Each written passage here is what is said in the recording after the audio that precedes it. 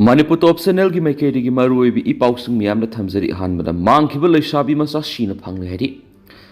Kaksing district ki Waikhong police station ki manung sana leiba Kaksing khunau umathil awang leikai digi leisabi masa ama ngarang mayum dagi thokhibadagi thiba khangdana leirakraba matung asiba haksang oina phangkre hari thaudo asigi matang na phangba pauna hai leikhidra binupi masa dugi maming thingnam rosni sanusai taraga mapan apupo thingnam kiran kawi mahak ngarang numidang wairam pung mangaga makhairam tarakpa dowaida mayum dagi thokhibadagi thiba khangdana leirkhibani leikai miyam amadi imung munung singna thibu ya mafam sing koi thiduna ngarang digi lakhibani masung singtin pung aniga makhairam tarakpada PIC Kaksing khunong manakta leiba umathil maning pukri asobada asibaksang oina isingda taadun leiraman hari asibaksang adu imung mununggi miyoi singna lokhatlaga aroiba mathong mangam pangthokre hari amaromdana football masanana lamdam sibu amatu oina tasinduna nungsinaba purakpa ngamgani ramesor tha amani sigi manungda lengak semlabi hai lamdam asida thokliba sahi ani farakadorobi irang asina maram oiraga state sida president rule PR thamduna lengak semngamdana leiriba si athubada tha amani sigi manungda lengak semlabi yai haina kairau kendra gi MLA ramesona phungdokre hairibu waphamasi se United Veteran Football Association Manipur na sinduna pasoi part 2 Pamyal ground haudokiba taruk suba Sangai Trophy Veterans Football Championship 2025 haudoki thoramda pauksi sigi paumi hakthingna unabada phungdokibani mangna makhatana phungdokibada lamdam sida miyam gi lengak lehana na liba thama ani sida lengak semla ko yabigi thajaba lei haina phungdoki mangna makhatara Manipur sanabagi lamda India gi power house ni haina khangnaribani adubo tapna sanabigi khongjal tapthrapugum uribasi aikoina kokhanba mathautai aikoigi lu tongda sieliba ipai pusingi matik mayaidu aikoina sana khonabada hena luplabadi malemda picture abasu Manipur arangba thawan misa amoigani ngasi haudokliba tarurak suba Sangai Trophy asi pangthokpa yam tangai phati asigumba championship mafam khudimak sinba mathautai Veteran Football Championship asida Yelomi Furupka Wui Kom Mitai Pangal na singma kaya saruk yari masina lamdam sida ikoi masul amatu oina punsina handuna nungsi sana na propang ngamganai ki amaromdana Mizoram da thokliba crime sing thengnabada state sida leiriba Myanmar refugee singna mateng panglaknaba MP na khankri Mizoram gi Lok Sabha gi MP Risat Balanman gahaina New Delhi da leiba maki official residence da Myanmar gi lanjenarakuna Mizoram da refugee oina leiriba singi mihu taragani thoi unaduna Myanmar da thokliba illegal drug trafficking amadi atopo crime singda Myanmar refugee singna yokshilakliba si thengnabada mateng pangnaba khankhraidi miphamadura saruk yakiba Myanmar refugee singi miut singaduna Myanmar da thokliba crime singda refugee sing sienaramba si lebuk thibani Lengak ni thigalakpa matamda Myanmar refugee singi maikedi sapsa na mateng pangan haina MP da thajaba ki makhatana Myanmar refugee singna India da sangju phamlauduna leiba matamda thengnariba awaba singi matangna su pawdongki MP gi maikedi gi su thengnariba problem singa du kupna yengsinduna paikhatpam thokpa thapak paikhatkani haina su thamki panmaya bari Myanmar da thokliba sarangna basina thawai hingjanaba Myanmar da sensilakhiba refugee lising tare lom lairibani Mokoi singa dugi manungdagi Myanmar da thokpa crime singa mati Myanmar dagi ain kaina dirak pusilaktuna Mizoram da yonba Mizoram dagi amuk India gi atop state singa puthok pusin tawbagi sangong khalakpadagi Mizoram da leiriba CSO amati miyamna Myanmar refugee singa si maramda Myanmar amuk halankinaba laingar ka taksilakhiba laikhrabani Myanmar refugee singna Mizoram da dukan hangdoktuna port ki mamal ka he na tan yonsilakpadagi Mizoram gi miyamna Phamjaba dukan singda akaiba lakpadagi umkhatnaba phawbu yawkhrabani amaromdana moregi ti minaudigi IED taruk fagatuna mafam sabada pokhankri Tenapal district ki More police station na konba ti minau village tagi ngarang security force na phagalakiba IED taruk lom police station gi bomb disposal squad na mafam sabada puthokduna pokhankri hari police na thadorak pa chiolaman hai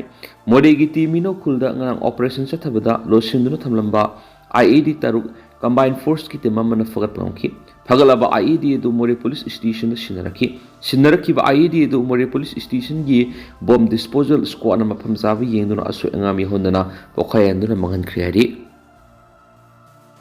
amarumdana Pahalgam gi attack ki mayek to cookie singna candle rally sikri Koki terrorist na sa thariba thawong asidi Pahalgam gi thawdok ka sa manai habu wapum yang phungdok marakli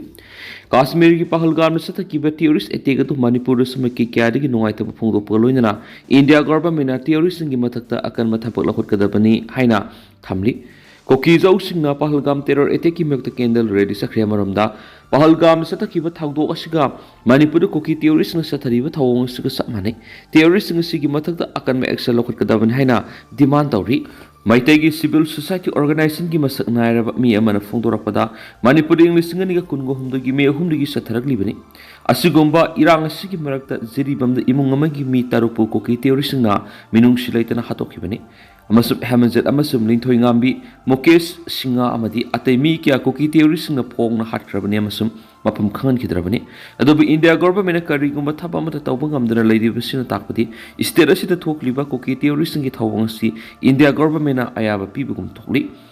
koki terrorist na maitegi misa miyam sa thariba mihat mipungi thawong siga terrorist na Pahalgam attack sa thaduna misam kya minung silaitana khatkiba siga sa manai hainasu magna phongdokhi amaromdana thangna humni subu oina Pakistan no mai kapsilakri ngamkhai paringi mafam singda laidiba khunja sing section na thawrang lakhot paukri thangna humni subu oina ngarang numidang su Pakistani lanwi singna ceasefire thugai duna Jammu and Kashmir gi line of control paring da no mai kapsilakhi bagaloina Indian army na sumatik sana pakhumpi kriya no official singna phongdokri sagol salamasum irai numiki numidang na su Pakistani lanwi singna line of control paring da leiba India gi position singtamna nomai kapsilakpadagi Indian army na suhanduna kapkibani Jammu and Kashmir gi Pahalgam da terrorist na attack toraktuna misam kungatar ukhatkiba masum atopakya amana suwan kibagi matangda leiba ani gi marakta umkhanaba hengalaklingai marakta Pakistan army na nahona nomai kapsilakpagi thabak satharkibani official singduna ki April kungatar amasum kungatare ki lonaba hingdasu Tutmari Gali amasum Rampur sector ga mayuknaba line of control paning wangmagi mafam singda leiba Pakistan army posting dagi numai kapsilaki ngamkhai wangmagi numai kapsilakpududagi India gi lanmi singna sumatik sana pakhumpi khiaina phongdokladuna makhoi naiki ngamkhai wangmagi numai kapsilakpududa India gi maikaida mesimina yawbagi paudi leti maraksida handak India amasum Pakistan gi marakta umkhatnaba hengalakpaga loinana Jammu Kashmir gi international border amasum line of control paring manakta leiba khunja singna underground bunker sing sengdok puyawni sing thorang sing lokhat paukre Pakistani lanmi sing nomai kapsilakpati gi khunja sing ngakthoknabagi dama government ngamkhai paring da leiba khun singda underground bunker listing kya saduna thamlibani official singnai ki leiba ani na nahongna 6-year agreement sign tawna kiba English singani ga kunga mathoidigi ngamkhai wangmadi 6-year thugairapagi thawdok Hantharuraba matung Pahalgam terror attack ki matung handak nahongna 6-year thugairapagi thabak satharakpadigi ngamkhai de leiri khunja singi marakta mi paiba pokali amasum RS Pura sector de leiba Treba khungi hanagi Sarpanch Balbir Korn haiki mathangda kari thoklakadagi haiba kanamatana khangdi maramaduna ngamkhai wangmadi numai amasum bomb top kapsilakpadigi makhoi masa kanjaba ngamnaba underground bunker sing sem saduna thamnaba makhoina warep lawri Pakistan ga lonaba kilometer lising ahunga sahunga kunga humdoi sangba India gi ngamkhai paringi kilometer saniga kunga mathoi sangba international border amasum kilometer 794 mari sangba line of control paringi Jammu da leiribani bunker sing sengdokpagi thabak yingsilliba korna ki phibam kudimak mayuknanaba makhoi sem saduna lei terrorist amasum ngamkhai wangmada phamduna leiriba makhoi gi regular singi mathakta government akan mathabak lokotpa aikoina pami haibu wafam sumana phongdokhi Sebaram kaubu khunja manai ki nupi sing bunker sing sengdokpagi thabak satharingai nupa singna mahi marong sing ngan khatna lokna basu makoina korep lawri aikoi khulai paidaba laumi singni amadi yeknaba mayuknanaba aikoi matam punamakta sem sadunu hanasu Sebaram na phongdokhi ari Makasa tharak poina to papaokrana mitei sing karam na hingani haibisi mitei sing na khandaba matam oire Waizoi Kumar Bharat ki ahan maningtam lalhouda nongpok Bharat ki oina Sitagong dagi Manipur phawbagi lambi da British singa thengna khiba laladugi Lanching Purel miyamna sana sahi ahum hairaga hena khangnaba laikidraba Rajkumar Narendra Zitki Saniki Taruk Supermapo Kumon Tom Pantokri. Manipur da Leingak Mitei Kaknatana Atopa Mapam Kyada Ladiba Mitei Sina Furup Asi Karam Hingani Habigi Wokal Kantapamatam Oiri Haina NPP State President Weriba Hanagi Deputy Minister Yumnam Zoy Kumana Fondokri. The Northeast India Habitat People's Front Sindra Nite Pachu Take the Liba, DRPR Gi Auditorium the Pangtokiba Toramaduda, Hanagi Deputy Chief Minister Waijoy Kumar, Northeast India Habitat People's Front Gi President Oina Mahabir, Advocate Dr. Songtham Narendra Masum, Impal College Ki History Department Gi Associate Professor Dr. Yungkaibam Siamna, Tauram Gi Mithunglen Sing Oina Sarugaki, Laikidrabigi photo the Laishu Katun Ikaikumnabu Utpana, Tauram Adugi Mapungiki. Tauramaduga Mari Lena Waijoy Kumara Makatan Hai, Lamdamasita Lady Bamiamna, Lamdamasiki Mapam Singna Sinbatuna, Satpayadana, Aruba Pibam Amada Lady, Masi Sapana Vahaiduna, Lamdamasida, President Rule Tamdi, Adoba Masimana Manipur Tang Dulaita Hanjan and Mangamdri, Masida Mitation Karam the Hingan Habis imitation na Kantapamatamori, Manipur si Lamdamasida Kunda Minari Yellomi, Furu Kano Kudimakini, is there a sit at Hokli Irangasi, Mapani Sanglakpa, PDF. CDF sing electoral politics that masagi kaana bagi damak puslaki ba miyoy sing aduna thukalakpani mapandi gi sanglak pasing asina Manipur yawn yellow proof sing nungsiroi masina state asida hiram kyada wathok thoknaba thap torakani hiram asida India lengana ningthina miyeng thambaga loinana makhoi bu mapam asida laiba pamlabadi kanglon sumna layu natrabdi laiba asi thadokuna sakhigadabagi sakhinabagi thabak sing lokhatkadabani schedule trap ki matana palladuna Joy Kumar na hai Mahakna Deputy CM Oirigi Matam the BJP Gilusing the Miteri Schedule Trapi Nabopum Damki, Adumapu Matamadugi, leaders in the Miteri Schedule Trapi with the Oitokloi Habawapum Tamlakiaki, Pahalgam Terror Eteki Matana Paladun Magnahai, India Pum Amatuina, anti Pakistan illegal immigrants, infiltrators in Gimayokta Puna Kunjang Sakatiba Ashigumna, Manipura Sanglakliba illegal immigrants in the sea, Takuna Bigidamak Puna Kanaminaba Matoktai. Pamakwesi Taktokrapati, Manipurgi Piva Masima Matomdo, Waroshinama Lakan Taze, Sterisi to Oiva Piva Masida Ras Kumar Narendra Zit, Sanase Ohungi, Punsi, Ningsing Magaloina Magna, Manipurgi the Maglora Matokdang Singadu, Ningsing Minabagi Tangai Patabale have Wapamsu, Magna Tamki Amaromdana, Sayol Gimapoku Mongaloina State Excellence Award 2025 Lantokre. Haizigang Kaithel Kanchipur Leiba Sayol Foundation gi Nipan Suba Mapokumon Thoramasi Manipur University gi Art Science Department gi Senate Hall Pangtoki Bagaloina Sayol State Excellence Award 2025 su Lantokre Thoramaduda SCERT Manipur gi Director Ahibam Romel Manipur University gi MIMS gi Professor CS Ibohol Social Scientist Dr. Danabe Laishram Manipur University gi Department of Teachers Education gi Assistant Professor Dr. Koizam Sobita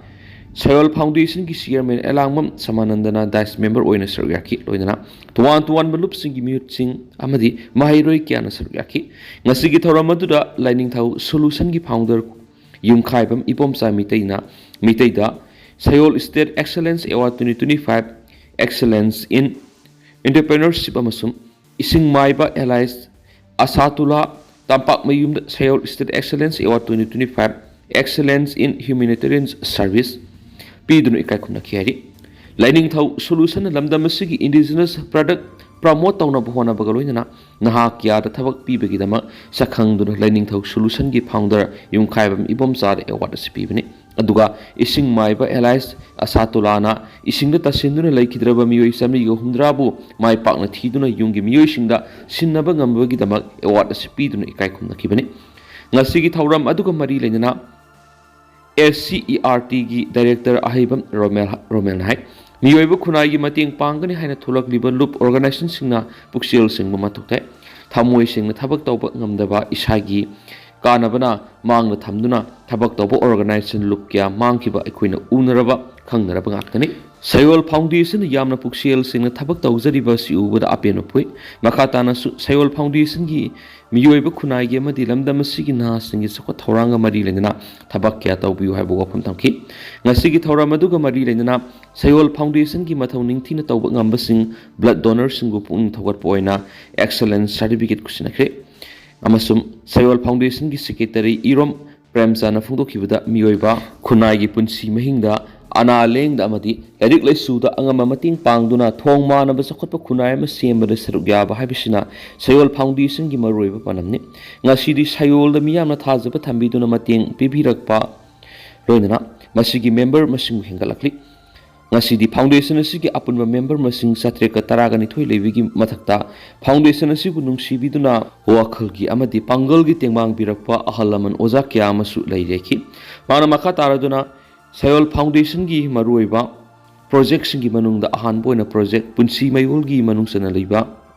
manungsana leita laira singna mating pangba amadi health medical campaign sing basinba amadi shield gi mating piduna mamluraba punsida anobu mangal mapibini as ani suba project imagi makhada Manipur da thokliba lana sigi saitheng nanglaba nupi angang singi tangai fadana sangdaba yadaba hidak sing sanitary pad amadi pukning wakhalda mating pibini amadi ahum suba project kangkhul asina phisalon sagi lamda mating pangbiraga imung puba ngamnaba honabanaiki Sayol Foundation gi panamdi district kudimakta ambulance amamam phanganbigi wakhalon asida ambulance initiative project okre ambulance asi ahongbu mamalda phangangani ambulance amadi mobile health clinic ki khudong sab athuba matamna miyamda phangalagani hepu wapun thamki gainisu pausta makhatana supalakli tendak patopa pomana kadana khana nainaba mifam pangtokre ranungthil collisions against drug and alcohol kada Hainokpok Women's Welfare Association amasum Youth Cultural and Welfare Organization Hainokpok puna sinduna khana nainaba mifam ama Youth and Welfare Organization YCWO ground pangtokre mifam adugi themdi nishana khunai da piba saithing amasum masiu thingmada miyamgi thaudang haibisini thauramadura president member oina kadagi president Hizam Priyakumar YCWA gi president Takhil Mayum Sunita amadi YCWO gi president Tagenjam Syam Sarugyaki loinana resource person oina kadagi secretary general Takhilamab Gitchandrana oikhensu kadagi suramas makhatana supfundurakli ado tentana sumna memna thamjaramgi hausiku inadi mem paus matang sai lusinjaragi amasum makhataba no update mem punanga mina senasu channel sigi makedi gi mem phamja makhatana thamjari khataba no update mem punanga mina si